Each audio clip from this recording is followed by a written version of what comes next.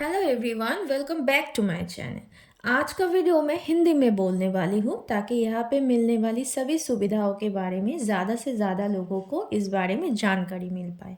मैं गई हुई थी बेंगलोर सत्य साई हॉस्पिटल में ट्रीटमेंट की वजह से। मैं रुकी हुई थी व्हाइटफील्ड कादुगुड़ी में, जहाँ से आपको ट्रेन, मेट्रो, बस सभी सुविधाएं उपलब्ध होगी। यहाँ पे सस्ता से सस्ता गेस्ट हाउस भी मिल जाएगा आपको। खाने की भी कोई दिक्कत नहीं थी। Whitefield Kadugodi purple line metro station का आखिरी मेट्रो स्टॉप है, जहां से आपको सत्यसाई हॉस्पिटल की टिकट खरीदना पड़ेगा, जिसका प्राइस 18 रुपये थे। 3 स्टॉपेज को छोड़ के चौथा वाला स्टॉपेज ही सत्यसाई हॉस्पिटल का है, जहाँ पे आपको उतरने के बाद 2 मिनट चल के आपको गेट नंबर 2 मिल जाएगा। यहाँ पे जाने के लिए पहले से आपको अपॉइंटमेंट कर लेना ज़रूरी है। अपॉइंटमेंट नंबर मैं डिस्क्रिप्शन में दे दूँगी, जहाँ से आप अपना अपॉइंटमेंट करा सकते हैं कभी भी।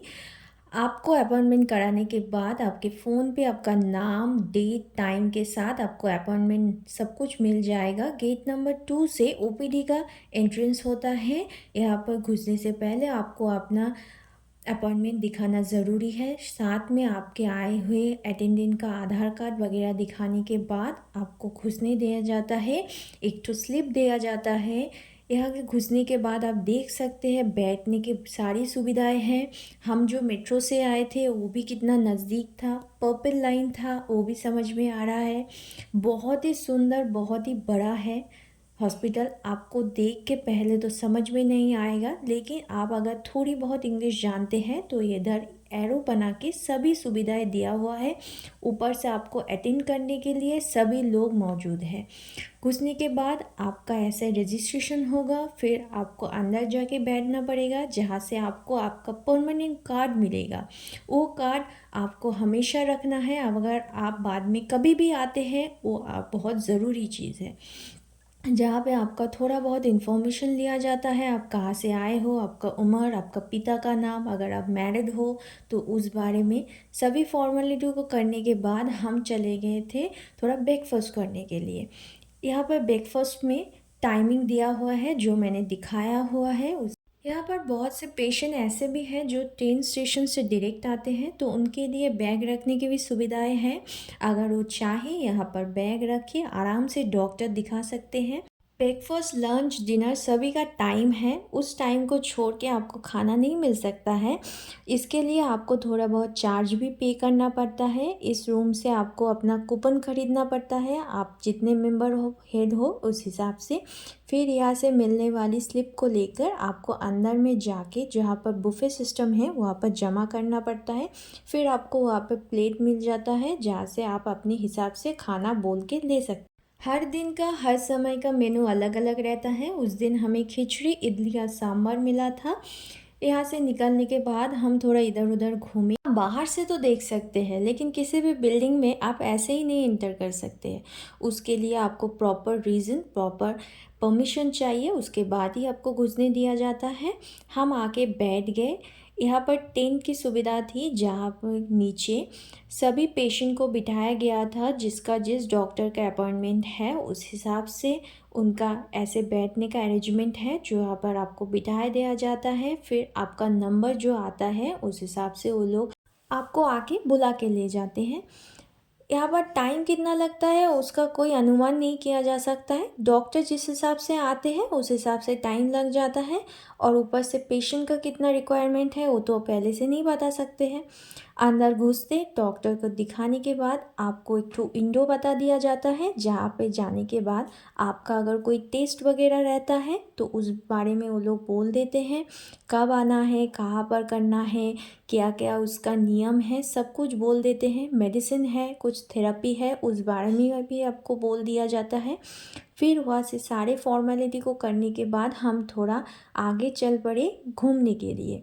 जगह बहुत ही सुंदर है, बहुत बड़ी है, आपको एक दिन पूरा कवर करने में लग जाता है। आप यहाँ पर घूम कभी भी नहीं सकते हैं। मैंने पहले भी बोला है, अगर आपको थोड़ा बहुत इंग्लिश आता है तो यहाँ पर बहुत सुंदर इंग्लिश में एरो बना के दिया हुआ है, आप वो देख कर चल सकते हैं। ज़्यादा से ज़्यादा लोग बाहर से आते हैं, जो आपको बंगाली, हिंदी सभी भाषाओं के मिल जाएंगे, तो आपको कोई दिक्कत होने से नहीं। यहाँ पर जो भी सेवा करते हैं उनके लिए कैंटीन सुविधा है।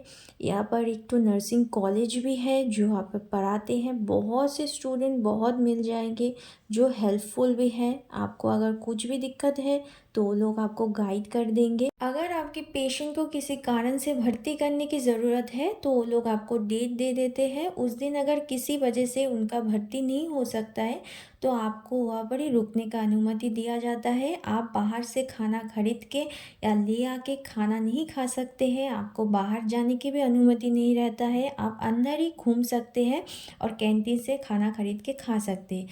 इधर पेशेंट के साथ अटेंडेंट रहना मस्ट ज़रूरी है क्योंकि उनको ही सारा काम करना पड़ता है। अगर कोई मेल पेशेंट है तो उनके साथ कोई मेल अटेंडेंट रहना ज़रूरी है। अगर कोई फीमेल पेशेंट है तो उनके साथ कोई फीमेल ही रहना ज़रूरी है। In case of father daughter husband wife तो फिर मेल फीमेल का रेस्ट्रिक्शन यहाँ पर लागू नहीं होता है। आप जिस डिपार्टमेंट में भी दिखाने के लिए गए हुए हैं, अगर उस डिपार्टमेंट से आपको दूसरे डिपार्टमेंट में ट्रांसफ़र किया जाता है तो फिर आपको फिर से उस नए डिपार्टमेंट के लिए अपॉइंटमेंट लेना ज़रूरी है। इस वक्त आपको हॉस्पिटल से फ़ोन करके उसी नंबर से फ़ोन करके आपको बोलना है कि मैंने दिखाया हुआ है, मेरा इमरजेंसी है, मुझे ऐसे डिपार्टमेंट के लिए थोड़ा अगर जल्द से जल्द अपॉइंटमेंट मिल सकता है तो बहुत ज़्यादा अच्छा होगा। तो फिर वो लोग कोशिश करते हैं जितनी जल्दी हो सके आपको अपॉइंटमेंट देने के लिए। उस दिन आपको फिर से रजिस्ट्रेशन करने की ज़रूरत नहीं है। आपके पास जो कार्ड दिया हुआ है वो दिखाने से आपका पूरा डिटेल्स उन लोगों के पास रह जाता है। सिर्फ उस दिन का आपको एक तो स्लिप कर लेना पड़ेगा जिसका सीरियल नंबर के वजह से आपको बुलाया जाएगा। यहाँ पर डॉक्टर दिखाने के लिए आपके साथ एक अटेंडेंट होना मस्ट ज़रूरी है।